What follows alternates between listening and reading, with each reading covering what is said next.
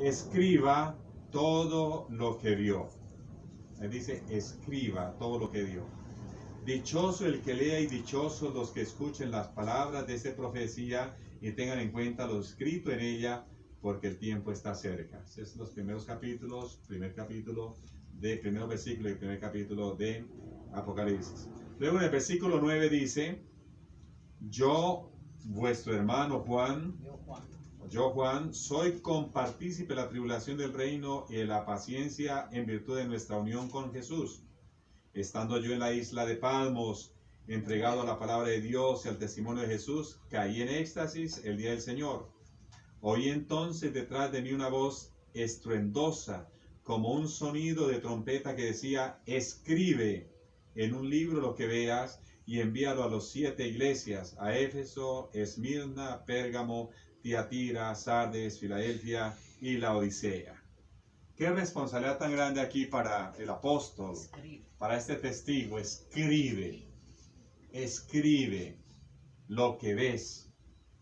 Es tan importante y le pide fidelidad, porque dichoso el que va a leer de este escrito. Ahí dice el versículo 3, dichoso el que lea y dichoso los que escuchen las palabras de esta profecía y tengan en cuenta lo escrito en ella, porque el tiempo está cerca.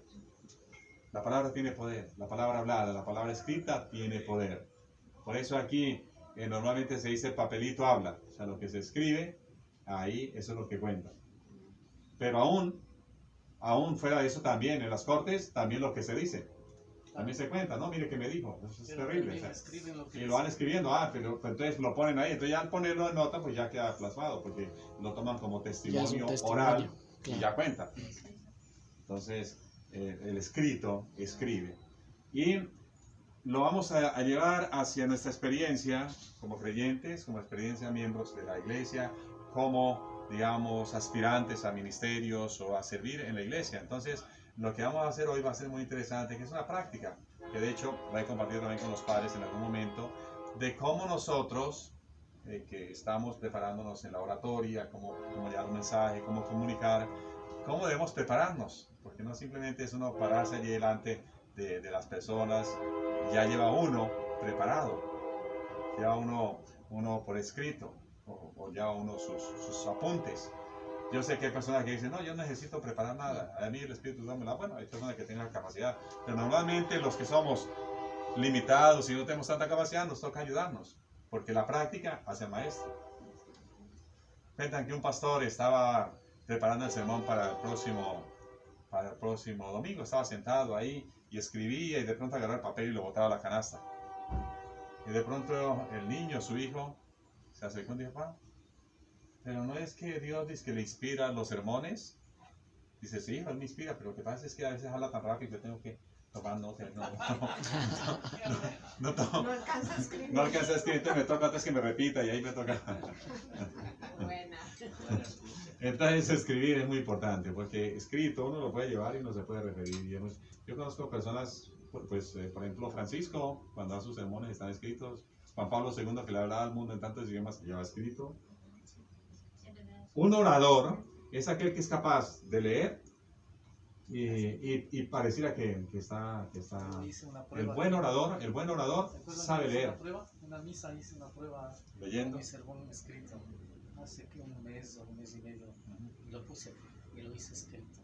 Sí, lo leí, no me sentí muy bien, porque pues posiblemente mi costumbre es el hablar sin leer, pero me sometí. Yo sentí que eso era una disciplina, el poder leer y transmitir. Sí, bueno, en el caso de su ordenación, por ejemplo, a dos, yo leí el sermón. Sí, yo lo leí, o sea, y era solemne, o sea, un sermón donde todo el mundo estaba escuchando cada palabra, o sea, que sabía que estaban ahí. Fue leído. ¿Sí se acuerdan que hizo yo sermón? Sí. No durmió, no lo sentía, de que no se ajustaba. ¿Sí? Es práctica, o sea, no quiere decir que tienes que estar ahí, pero, o sea, saber el texto y yo sabía que ahí atrás necesita disciplina, claro. O sea, no salirse, porque esto es lo que escribiste y tienes que pasar. Sí, claro, sí, porque si no se salta y entonces... Claro. ¿Qué hacían los grandes misioneros? Ellos aprendían de memoria los sermones.